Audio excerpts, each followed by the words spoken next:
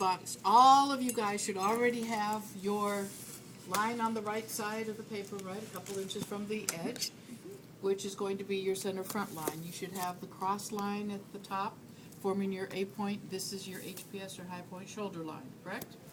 Your shoulder slope is 1 1/4 to 1 1/2 inches for your mannequin. That's normal. We're going to start there anyway. So you have the second line is 1 1/2 inches, 1 1/4 inches down, and across that's your shoulder point, right? So your shoulder slope then to make your shoulder line is going to be measured along the shoulder slope line, and you're going to measure from center front, excuse me, out to this point here what half of your cross shoulder is, which was measured from here to here. Okay? From A out on the HPS line, you're going to discover where your HPS point is. Remember, that's this point right here, the most important point on the whole mannequin, the whole body. That on the body, if you were to look at it, if I take a pencil and I drop it down right behind my ear, that's the HPS for this person, for me, okay? Right there. I used to do this with people in class, and I would put tape or just use regular pen, and people would read down in their underwear, and we would just mark up the body. Well, you learn, because you have to figure out, okay, so this is the point, but then you have to get a cross point on, because where is the shoulder? And the shoulder then goes from that point over here to the edge of the bone. But see, on the edge of my bone now, being an older person, I'm this way, I'm not that way. So my shoulder slope, my shoulder positioning is not going to be here. My shoulder positioning is that angle now. And my sleeve hangs off of that point, not back there. Mm-hmm. So it depends on your posture, and your age, and your weight, and all sorts of things like that. Okay, so half of the HPS to HPS is applied here. That's how wide your neck is. It should be roughly 6 9/8 inches total. Okay, so you can take half of that. 3 1/16 is here. You apply the same amount from center back. But to find the center back line, we're going to take the bust measurement plus 1 inch, right? And divide that measurement in half. Mm-hmm. And then you're going to find the halfway mark on that. Mm-hmm. And then you're going to move that point towards the back to accommodate a larger front than a back. Okay? So I've already moved it back, and the way you figure out where that bust point is that you've taken the measurement from HPS down to the apex of the dart to where the bust is, right? So where we also did the HPS down to the waist, so that and squared across, so that gave us our waistline. So we have center back, center front, the waistline, the bust line, the shoulder line, the shoulder slope, the back neck, front neck, and then we made a mark 1 inch up from the bust line, and that's the bottom of our armhole. Oh, armhole. Isn't that cool? Yes. Stacy's looking at me. Yeah, right. I didn't do that step. Where'd you find the bust line? I guess up there. Is that your neckline? Okay. Front, this is my neckline here. Yes. Mm-hmm. The neckline depth, we decided what that you measure straight down from your HPS, and it's roughly 3 1/4 inches from HPS down on a size 8. Okay. This is not here. It is where the neckline goes. And you cannot go any higher than the middle of, this hollow right here on a person. So remember that when you're fitting people as well, because what happens is, sure, you see some things that look like they're up here, but they actually have to be here, because otherwise when the person goes to look down, you choke, okay? But the neckline that's comfortable is going to be down here someplace, okay? Some of that's design, how far down you want it to go. Others is you want to get a nice curve. In the back, it'll be 5/8 of an inch to 3/4 of an inch down from center, this high point here, down to where your back neck is. Then what you do is you square off of the shoulder in the front and the back. The reason we do that and make that a right angle here and there is because the two of them together then give you a smooth line, so that as it comes around your neck into the back, it's not going to do this jaggy thing. Okay, we want it to be nice and smooth. So to finish off the necks here, you're going to use the 60-degree curve in the back. This part, the flat part, is going to be at center back, because you need a 90-degree angle there too, right? Because you need to have it nice and smooth. So what you're going to do is you're going to get it to fit into there, and there's not much you have to do in the back at all to just finish off your neck. That's your back neck. It's cool. Easy.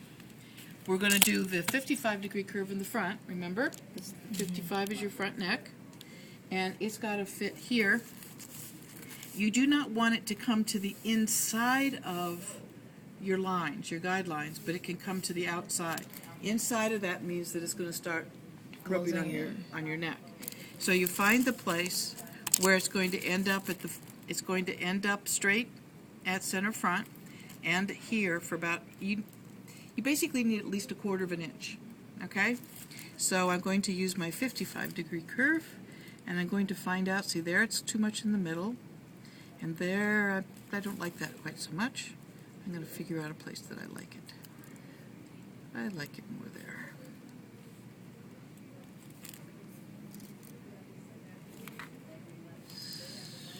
So there's my center front. Whoops. It needs to connect back into here. I don't understand what you said. I thought you said it's not supposed to come on the inside of the guideline. Like here. In other words, I don't want to have it like this. Oh, okay. I want to have it closer that I can to the guideline, like more like that. Okay. This is kind of, you need it to fit, but it's not like rocket science and perfect. Right here on the paper, you're going to do this. You're going to cut it out. You're going to put it on your mannequin. You're going to see that it makes a nice neckline. This is where you like it. Okay. Then what I would suggest is once we get this where you like it on your mannequin for your neckline, and also when we get the armhole where you like it, then put that on with the black tape. Put the pins in so you have that marked on your mannequin and you know where it is. And then that also means you know where, if you make a flat pattern from this, you know how it's going to fit back onto your mannequin. That's what we want to do, is make that easy transition. So then when we get to be the designs, we got it. Okay?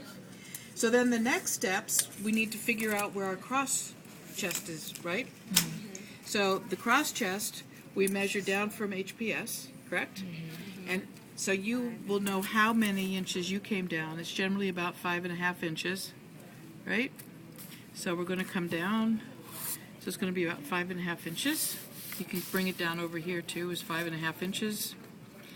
The other place that they, to figure out where the bottom of your armhole goes, is if you take the center front here, and they'll do it 1/3 of the distance there from the neckline down. And my center front should be about 15. Yes. So if I come down about 5 inches from here, this is about where the base of my armhole is going to be, and my armhole here is a little bit lower than that. But if I wanted to do, for example, a sleeveless garment, if you remember from Apparel 2, you're going to come up under the arm and make it tighter. Make it higher, and you can make it tighter, so that about works. Okay. Curiously, in Korea, what they do is they take the measurement of the bust, and they and they take 1/3 of that, and they mark that down from here, from the high point of shoulder, and that's where the armhole is. That would put it down. This one, what is she? She's 36 inches, so she would be about down here. Their armholes are always very low, and especially on the plus sizes, the armholes come in on those garments down here, because plus size model will have like a 48, 52 inch chest. If you take, 1/4 of that, you're in trouble. It's 1/4, not 1/3. I'm sorry. It's 1/4, so that would be 9 inches down. It's about right. Perfect. See, for Missy. So that's another thing that you can do. You can take 1/4 the bust. In Missy, if I were in plus sizes, I'm going to be embarrassing. How big is your chest? I think it's a 34, 36. No, on you, personally. Yeah. You have a 34-inch chest? Yeah, I think so. Yeah, Really? yeah, sure. Then how much bigger are you in the front? Because I don't. I have a 42-inch chest. Then I understand. And I'm 4.5 inches bigger here. So if, for example, the rest of my bone structure is a size 8, because the rest of my bone structure is a size as a medium. It just doesn't close right here, but it fits in my arms in here. So if I were to take the 42 inches and take 1/4 of that, I'm taking that would be 10.5. I would be down here. See, it would be The My armhole, armhole would be down here.